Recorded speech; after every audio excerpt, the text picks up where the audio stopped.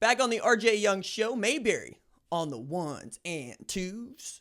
So Dana White comes out and says in no uncertain terms, the fight is signed and 100% live on ESPN somewhere on Earth, as in planet Earth. This fight he's talking about is April 18th, UFC 249, Tony Ferguson versus Justin Gaethje. Now, it was supposed to be number one contender Tony Ferguson versus lightweight champ Khabib Nurmagomedov. But Nurmagomedov, one, stuck in Russia, and two, this fight seems cursed because this is the fifth time this fight has been scheduled and canceled, right? 2 times it was stopped because Ferguson got injured, once because Khabib got injured, and another time because Khabib couldn't make weight. So now we got Ferguson and Gaethje that are going to fight for an interim lightweight championship belt. Francis Ngannou is also going to be on the card at this undisclosed location. Add to this, Ariel Helwani, just elite MMA reporter for ESPN, says it's going to take place on the West Coast somewhere. And somewhere is probably tribal land where there is no federal oversight, right, about what you can or can't do. And I continue to say this is the wrong thing to do. And you know that I love the fights. You know that I get jazzed about talking about 2 people getting into an octagon and going at it. But this is wrong, man. The NBA was supposed to start its postseason, its playoffs, on April 18th, the same day this fight is supposed to happen. And what does Adam Silver say? Hey, I've told my people, all 55,000 of the people that we employ in the NBA, from the executive office, that we're in wait and see mode. That we're not going to have anything to say that's going to feel one way or the other until May 1st at the very minimum. Sorry about it, but that's what it is. And he even spoke about the call that Donald Trump held with the major sports commissioners, of which Vince McMahon and Dana White were on the call to say, basically, this is what sports means to the country. And Adam Silver was saying, look, we were the first to shut down. We want to be the first to start back up. So as soon as we can get it all clear, you let us know. We're going to try to go play basketball, but not before. And even as that is going on, we have Dana friggin' White saying, I'm going to put people at risk.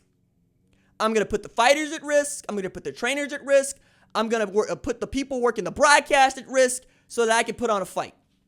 At a time when we all know we're heading toward a peak in the number of affected people in this country when it comes to this coronavirus, COVID-19. Right now is precisely the wrong time to be going outside.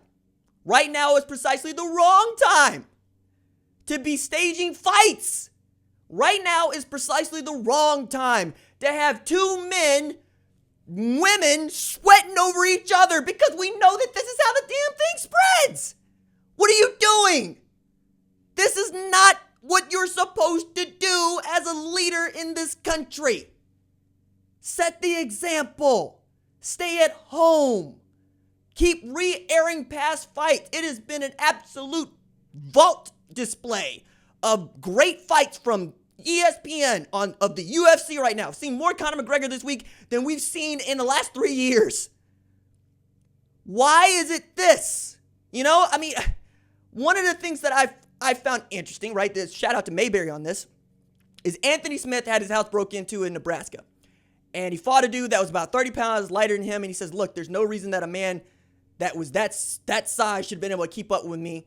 And, you know, from what we can gather from the story, my man was probably on some sort of drug, probably on meth when he broke into Anthony Smith's house. But you know what I love most about that story? It ain't that Anthony Smith showed a intruder what he can do with these hands, right? You can come into my house, you can home invade, but you're going to get these hands. No, it's that Anthony Smith was at home. You know what I mean? Like, that's the part of that I love the most. My man Anthony Smith was at home doing what he can do, like the rest of us. And somehow Dana White believes that he's either better or immune than the rest of us. You don't want to be at home. I don't want to be at home. We don't want things to be shut down. But we're here. We're doing our part. And what is the Ultimate Fighting Championship doing? Putting everybody in harm's way for a buck. They don't even get to have the excuse that the WWE did, which is, hey, we recorded these back when people were saying you should probably quarantine, not when everybody actually had to quarantine. So we had people at home watching, stuff that we had already done. And even the wrestlers were at home watching the stuff that they had already done. And you know what? Nobody's sick. Yeah, okay, fine. It's a bad look, but okay, fine. Right? UFC? Nah, your junk is live. Your junk is not tape delayed. Your junk is smooth out there. And there's a reason as to why he's trying to keep this venue quiet. And it has nothing to do with mystique. It has nothing to do with the safety of his fighters. It has everything to do with, as soon as somebody finds out where it is, they descend on them socially with phone calls and say, what are you doing? Somebody is going to look very bad if you have an outbreak around this event. I don't care who it is. And this is not the kind of thing you're going to easily come back from. This is the kind of thing that people will hold on to for a very long time. You won't be able to look back in history on this one and say you did the right thing. This is not going to end well. So wherever it is on the West Coast, whatever territory, nation, California, Nevada, Utah, whatever, we're going to know sooner rather than later. And when we find out, don't be surprised. Now, Dana White is headstrong enough to just go through with this in the first place. And he's already put himself up against the wall over here saying, hey, look, I am who I am. I'm going to be cavalier with the lives of Americans, cavalier with the lives of the employees that work for me, cavalier with thinking I'm going to make a buck at a time when nobody else can make a buck. Fine. You go ahead and you do that, but I will remember like everybody else will remember. I can't even support that. You know what I mean? Because, you got to get to the aircraft carrier. You get what I'm saying? You got to travel. No matter how you chop this up, you have to travel. You have to leave your house. There's no circumstance here where you look good, right? We're even talking about families that don't get to shop in the grocery stores together. You got to send somebody out there like Rick in The Walking Dead with a list of groceries to come back with. We have doctors that can't even see patients without PPE gear on. And yet Dana's just going to be out here saying, no, it's cool. Everybody's going to travel. We're going to create us a circus. Because that's what it takes to put these fights on. It's a circus. Hey, look. And that's the thing to do, right? Talk your jazz, play your notes at home. I can support that. Like the NBA 2K tournament. I ain't watch it because I know that Trae Young is the best NBA 2K player in that group. And I got the highlights of DeMarcus Cousins being all of us, basically throwing in controllers and whatnot. I liked watching Bubba Wallace rage quit, but I also love more that they were at home. You know what I mean? There's ways to do entertainment. There's ways to make a buck. The WWE gets to sell WrestleManias of the past to ESPN. They made some money on that, right? I can't get behind anything that has you leaving your house for anything other than medical emergencies, making grocery. It's about it. If you get to go to work, if you are if you are essential personnel, by all means, right? The trash man. I can't wait to dap up the trash man. I can't for obvious reasons, but I can't wait to dap him up.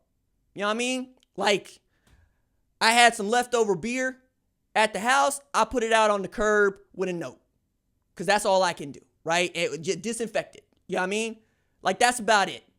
You can't dap up your hospital workers. You can't dap up the dude that's keeping the electricity going.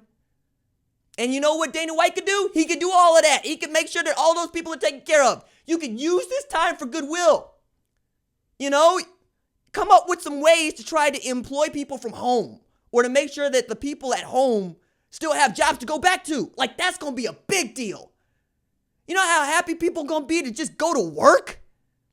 When have we been able to say that we've just been overjoyed to get up and push these papers?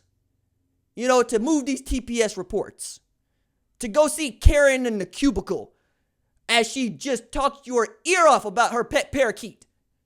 Yeah, we can't wait.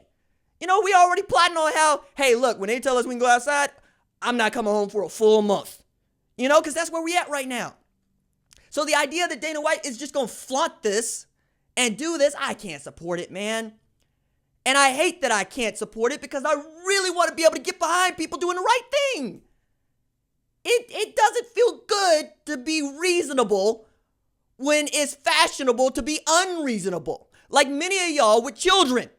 Hey, look, somebody as a parent is the heavy. Somebody as a parent gets to be the lightweight.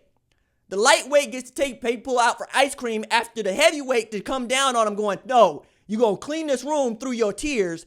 I don't care, because you're going to learn discipline. You're going to learn work ethic. You're going to learn deadlines. Y'all need to be able to flip that. Can't everybody be the heavy all the time? Can't everybody be the lightweight all the time? Now is the time for some of y'all who have been lightweights to be heavyweights. Dana White could have been one. He's choosing not to be. Can't stand that, man. Come on now. Forget thinking outside the box. Think inside the box. The box is your house.